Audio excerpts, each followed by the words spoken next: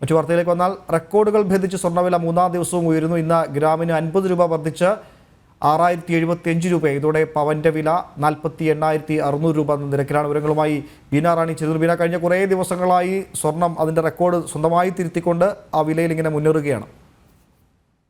ഉമേഷ്, കഴിഞ്ഞ 3 ദിവസമായി, അതായത് തുടർച്ചയായി മൂന്നാം ദിനത്തിലും ഇന്ന് സ്വർണ്ണവിലയിൽ ഉയർച്ചയാണ് രേഖപ്പെടുത്തിയിരിക്കുന്നത്. ഇത് സർവകാല റെക്കോർഡാണ്. ഇന്നത്തെ വില 50 രൂപയാണ് ഇന്ന് വർദ്ധിച്ച 6075 രൂപ ഒരു ഗ്രാമിനിലേക്ക് എത്തിയിരിക്കുന്നത്.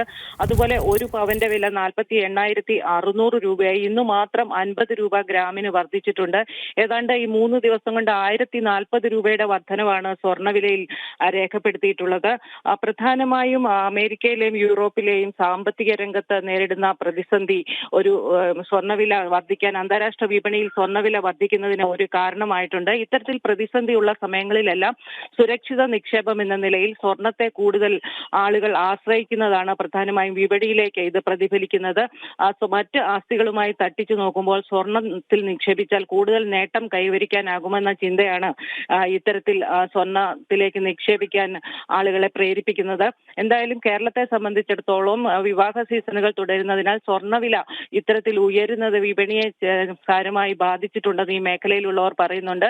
ഇനി 50,000 രൂപയിലേക്ക് എത്താൻ വെറും 1400 രൂപ മാത്രമാണ് ഒരു പവന്. ഇത്തരത്തിൽ സ്വർണ്ണവില കൂടുന്നത് കേരളത്തിലെ വിപണിയെ ബാധിക്കുന്നതോടൊപ്പം തന്നെ